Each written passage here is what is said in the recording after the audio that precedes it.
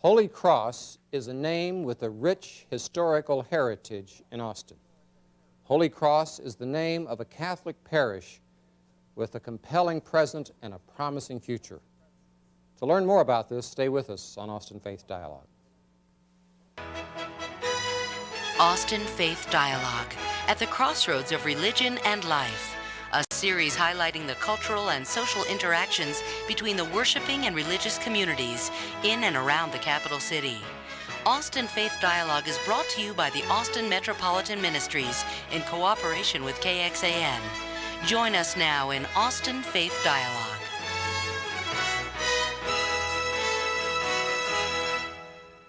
Welcome to Austin Faith Dialogue. I'm Richard Thompson of Austin Metropolitan Ministries, welcoming you to this edition. And today we focus upon a name that has indeed been very much a part of the Austin scene since the 19th century. Holy Cross is a religious order that is responsible for, among other things, the founding of St. Edward's University. It was also the order of brothers and priests that was developing St. Mary's Cathedral in downtown Austin. Holy Cross is the name of a Catholic church in East Austin today that has a very special mission and role in our community. And as we turn our attention to that, we welcome the priest from that parish, Pastor Isidore, and I'm going to have you help me pronounce your last name. Nagizimana, originally from Uganda. Originally from Uganda, yes. And we are also welcoming a longtime member of the church, Teresa Fontanet. Right. And I understand you were originally from New Orleans. I'm originally from Louisiana, Louisiana. Lafayette. Okay. That's a French name then. Yes. Right. You have on the parish rolls there today, Father Isidore, people from all over, I'm sure. Yes, indeed. Give us a little bit of a feeling for your parish. Holy Cross is a very diverse parish. And since I have been there, I have seen people, Anglos, we have Anglo people, we have Hispanics, although it is still primarily an African-American parish. Mm-hmm. So we have people coming from as far north as Pflugerville and Round Rock. Yes. We have people coming from as far east as Bastrop. And we have others coming from deep South Austin, I know as far as Slaughter Lane and beyond. Mm-hmm. Others live in some parts of Bee Caves in West Austin. Wow. So it is really a very diverse parish. Geographically coming from all directions. Geographically diverse. Others come from as far north as Cedar Park. Mm-hmm. Some people have to drive about 45 minutes to come to church. Now you're located exactly where in East Austin? We are located on 11th Street at 1610 East 11th Street. It's about 3 blocks east of I-35 on 11th Street. All right. Well now, Teresa, you joined the church how long ago? I joined Holy Cross in 1958 when I moved here. Okay, so you're going on 30 years there, 40 years there. Oh my 40 word. 40 years. All right. Yes. And you find, what's been your experience at the church there over that period of time? Well, from when I first started there, we had the Divine Word missionaries there. But they're not the ones who started the church. Mm. It was the Holy Cross Fathers, Father Francis Weber, who started Holy Cross Church. Okay. But I've been there since Divine Word missionaries were there in 1960. They started in 1960. Okay, now Father Weber started the church in the 50s, wasn't it? 1937. Oh, even before Father that? Weber, yeah. Father Weber started the church in 1937. All right. So you're going on to your 60th anniversary. 60th anniversary, right, 60th my word. Anniversary as a church. Actually, we are planning a big celebration before the end of this year to celebrate our 50th. I see. 10 years ago, we celebrated the 50th, the Golden Jubilee. Uh-huh. So Father Francis Weber, a Holy Cross priest. Yes, tell us about him.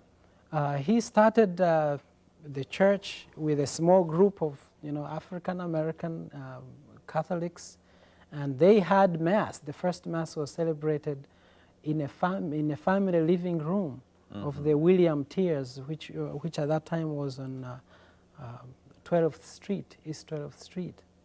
Then in the year same year, 1936, a church plot was bought right now where where Holy Cross is, on 11th Street. And Father Weber, who is known, he's nicknamed as the Carpenter Priest, is the one who built that church. The Carpenter Priest. He's nicknamed as the Carpenter Priest. He didn't build it in Carpenter Gothic style, did he? Well, he tried. He tried.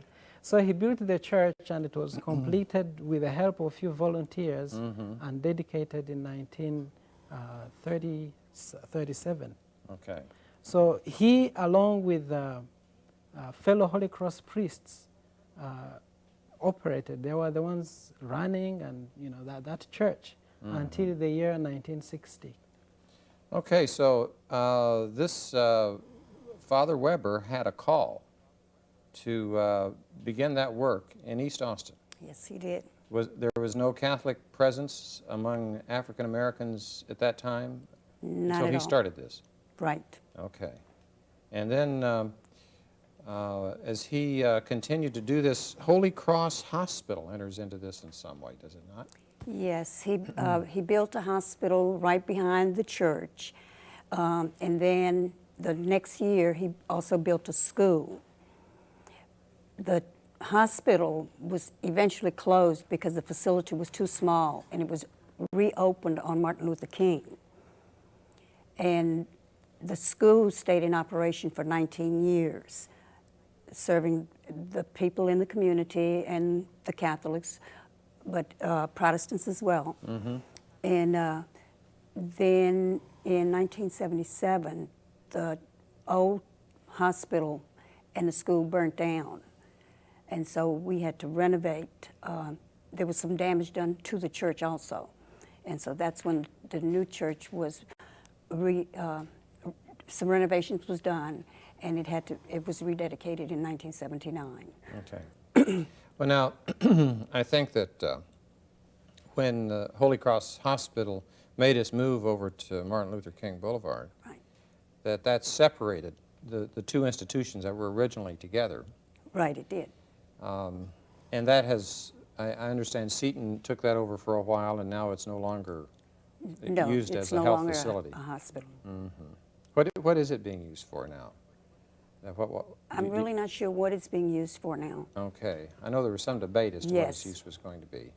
But meanwhile, there's no doubt that your parish is not just in East Austin. It moves out into all parts of the Austin area. Very Father Isidore. diverse, yes, indeed.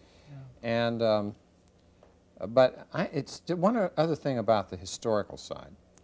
I know soon after I moved to Austin in '86, I was doing a little research on the history of congregations here, and it seems to me that segregation was the common pattern back in those days, It was. and that somehow this Father Weber, who was Anglo, Yes, he was. nevertheless had a sense of calling to get something that was a sign of integration for that time. Well, he knew that these people needed a church, and so he stepped forward and started churching these people in a house in the beginning, until the church was built, until he was able to build the church. Okay. I think Father Weber is one in common with the Holy Cross in general, with the great spirit of missionary zeal. Right. Because Father Weber was followed by another priest who is by the name of Father Weber, another Holy Cross priest, and Father Bauer. Father Bauer. Bauer, okay. Yes. Father Bauer also had this calling, and he wanted to serve the growing black families in South Austin at that time. So he actually opened another church to serve the black community in South Austin in 1942. Oh, I see. And then his church was called Holy Family Church.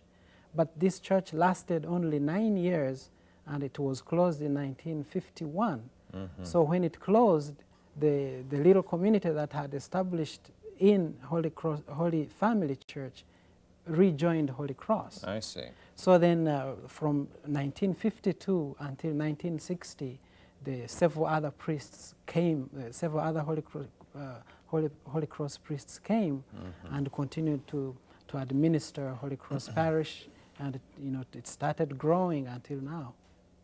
Well, one of the things, too, I think is interesting for Austinites to know is that the Holy Cross Order is associated with the founding of Notre Dame University right. in South Bend, Indiana. That's right. And that some of those same folks, once they seem to have gotten the job done there, came to Texas and continued that same mission outreach with through St. Edward's and the downtown St. Mary's Church. St. Mary's. Holy Cross congregation is basically a missionary congregation. They do a lot of mission work all over the world. They have mission work in India, Bangladesh. They have mission work in South America. They have mission work in my own country, Uganda. I was trained by Holy Cross Holy Cross personnel. And did that have something to do with your coming to Austin? It certainly has something to do with my coming to Austin, because I first came to Austin in 1987, and I came to study at St. Edward's University, and at that time I was only 1 year a priest. But during that 1 year, well, I had been trained in the seminary by Holy Cross, so I was in touch with Holy Cross. And then I was referred to St. Edward's University by a Holy Cross brother who was working with me in the bishop's chancery during my first year of priesthood. I see. So that's how I came. So I came to St. Edward's University in 1987, and I was there until 1981. And then I finished my studies then, and I went back to Uganda, where I worked for 3 years. But then I was, during my time here, I came to meet and really love Bishop McCarthy. So after I had gone back to Uganda, he asked if I could come. So he made a deal with my bishop to allow me to come here. So He made a transatlantic deal, it sounds like. He's very good at doing that. I reserve that to him, for the details for him. Okay. Yeah. Well, now, one of the things, too, is that you're saying that after you were ordained and you went back to Uganda, what kind of work did you do there?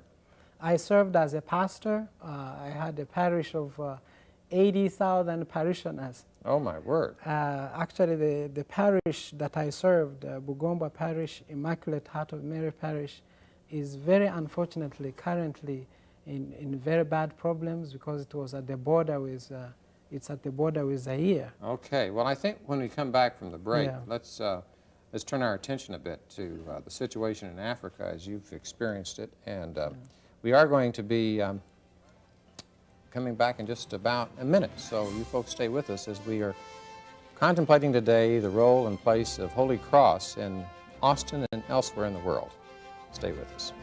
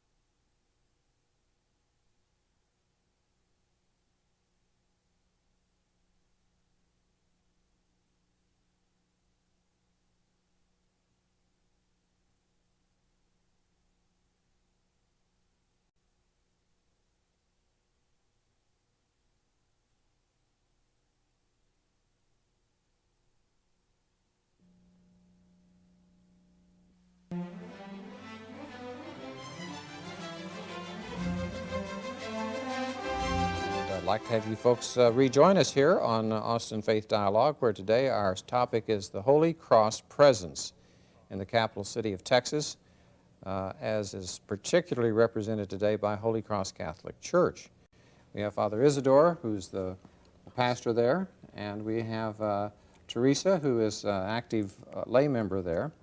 And in the first half of the show, we just touched a bit, Teresa, on what it is that makes this church special. As far as its mission, its outreach into Austin, what are some of its activities that the rest of the folks would like to know about? We have a religious education program there. We have organizations that help in the church, the Knights of Peter Claver, Knights and Ladies of Peter Claver. We have a community action group which goes out in the community, works with Blackshear School, which is right next door. Okay, let's talk about that. It's a community action, Right. working with Blackshear's elementary school. Right. What do they do there? We have, the church as a whole has adopted Blackshear. And so each year we take on some project that they're interested in and help them financially, or even as far as going, they do tutoring for some of the children there. So it just depends on what they need. Mm-hmm. So there is a mission connection between the church and this public school. And the school, yes, Because it's needing some help from the community. that's right. And really not only the public school, because our church is a member of what is called Central East Austin Caregivers, and we are primarily devoted to helping especially the elderly people Right. who need, for example, rides to the doctor or to the grocery store, or who need any type of help, you know, especially the old elderly people. So our church is a member of that. And as you may know, of course, we are members of Austin Metropolitan Yes. Ministries. Uh-huh. We have a representative, you know, Caldwell is our representative on it. You have a member of your church who's a member of the board Yes, indeed. of Austin Metropolitan Ministries. Yeah, and you know, he was preceded by Mrs. Wilhelmina Delco, Right. who was the member of the board. So we are very active there with the Austin Metropolitan Ministries. And Wilhelmina Delco, former state representative. Former state representative. Right. So she's active in your church. She's very active in our church. She's actually a very active member of the choir there, and she's there for every activity, volunteer activity that we call for. And also, you know, or you may know that we are members of the Austin Interfaith with the representation there. And as far as our outreach, of course, to the Austin community, we have, for example, members, prominent members of our congregation who have served the city of Austin in various capacities, starting, of course, with Wilhelmina Delco, who is former state representative. At present, we have Donna Dukes, a state representative, who is also a member. Oh, I see. A member of our parish community. Recently, we lost a dear, beloved man who served on Austin. On the city council. On the city council, Jimmy and Brown. County commissioner, Oh, Jimmy yes. Snell. Yeah, Jimmy Snell, sorry. Jimmy. Yes. And he was in your He's church. very active in the church, yes. Yeah.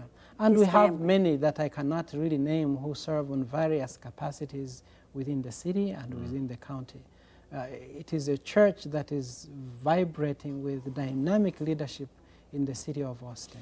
What do you see as the role that your church could play in the revitalization of East Austin?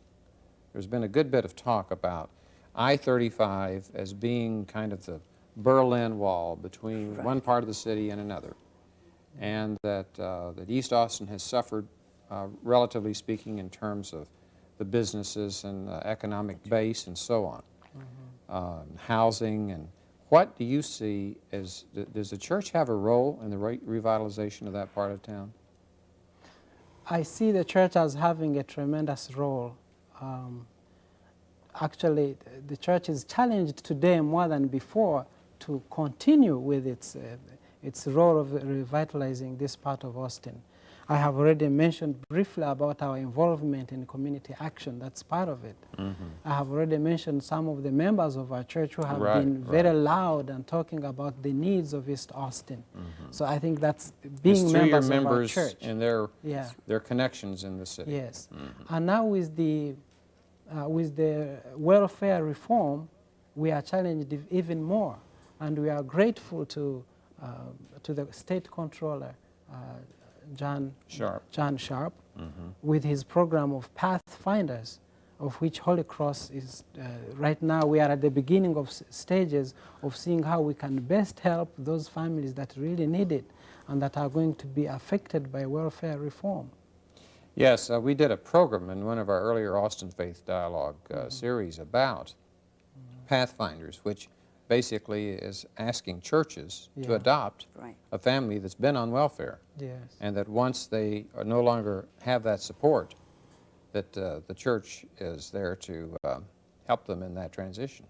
Yes, as recently as 2 weeks ago, we had a speaker from John Sharp's office to tell us how we can start supporting this, how can be active members in this Pathfinder program. Okay, well, I think that you must be speaking to Father Isidore out of your own experience in Africa. That you said that you returned there long enough to see what was happening there today. We read in the news, hear on the news about the how Uganda gets caught up in this conflict that is dealing with Zaire and Rwanda and the plight of folks there. Yeah. Can you give us a little bit of a sense of what your understanding is of the situation in your country today? Well, we are very lucky in Uganda to have had so far 10 years of peace. In all my life, I had never experienced the peace that we have had within the last 10 years because of very good leadership. The leadership that is really for the interest of the citizens in the country. So we have been an island of peace in that part of Africa. You know, with all the troubles that have been going on in Rwanda, in Zaire, in Sudan, and even in Kenya, our country has been at peace. However, because of, we are right in the center, sometimes we cannot help experiencing the spillover of the wars that are surrounding us. So we have been experiencing problems of refugees running from Sudan to northern Uganda, refugees running from Rwanda, southwest of Uganda, into Uganda, and recently, up to now as I speak, we have lots of refugees running from Zaire into western Uganda. Okay, coming from 3 different directions then. From 3 different directions. So that creates lots of pressures for us. And I know that the international community is paying attention, and I know that they try to help. Even in my own time when I was there and we had problems with refugees from Zaire, Red Cross was there, Catholic Relief Services was there, United Nations was there, and I hope they can do the same. Of course, right now I'm not there to really give any detail of what is going on, but I know that there is unrest. You still have family there? My family is there. My family is actually in western Uganda, and it's located about 40 miles east of the current area that is disturbed by refugees from Zaire. So you get direct reports from them about how this is impacting Yes, I the communicate. We communicate quite well. Right. Teresa, have you found that having Father Isidore from Uganda, different culture, a different part of the world, has enriched the life of your parish here in Austin, Texas? Yes, very definitely. I think his homilies are the result of our church needing to be expanded, because I have seen a definite increase in attendance since he's been there, and I think it's because of word of mouth. People go out and tell about his homilies, and so the next Sunday we're overwhelmed with more people. Oh, so you're in a growing situation. Yes, we are. In fact, we are just about ready to start our renovations. We're waiting on a final okay from the city so that we can break grounds. but we're ready. As we say in this country, you're bursting at the seams. That's right. We are bursting at the seams, and the city of Austin is proceeding, I think, as it should, in granting us permission, because we cannot wait to have an expanded facility. I'm just wondering, too, if it could be that the experiences that you had in Uganda and the suffering that people go through there in a way that far transcends the kinds of difficulties we have here, just by the sheer number of folks who are refugees or where there's civil conflict in neighboring countries and all, if that results in your having a perspective that is enriching the American scene. I mean, among other things, it seems to me that you would have a message that would be different in many ways from those who just have grown up here and take our situation for granted. Are you aware of having something special to bring in that regard? That's very flattering of you. I wish I could tell why. All I say is that I do the best I can. I feel I'm excited about my ministry, about being who I am, and I wouldn't like to brag about this, but I like to say that I give it my best shot, if I may use that, if I may use a common Irish expression. I used my best shot to really minister to the people the way I could, the best way I can, and it seems people respond. I really cannot tell why they do, but I'm encouraged by their response. I think what he does is, from his sermons, he makes the readings, the gospel, he makes those fit into your daily life and bring it really down to earth, so that you can put yourself in that position. And I think that's why he gets the response that he does. I see. Be careful, because I'll be preaching for hours now. No. Yeah, we don't want to encourage him too much, right? No, not that much. Well, we'll look forward to hearing you preach one of these days, Father Isidore. Folks that would like to have the experience not only of you in the pulpit, but what Holy Cross is as a community and where it is in our Austin community. Well, I have been very encouraged by the community where I'm serving right now. I've been very encouraged and complimented by St. Mary's Cathedral, where I was previous to going to Holy Cross. I see. And previous to that, I was assisting the chaplain at St. Edward's University, when I was chaplain also for the Brothers of Holy Cross at the university. And now that I'm at Holy Cross, one of the blessings I get is to get old friends visiting and praying with us at Holy Cross from these places where I was before. Well, it has been a blessing to have you with us today, Father Isidore, Teresa. Thank you. And glad to have you folks with us again on Austin Faith Dialogue, where we've been contemplating Holy Cross in our midst in this city. Be with us again next week. I'm Richard Thompson, and peace be with you.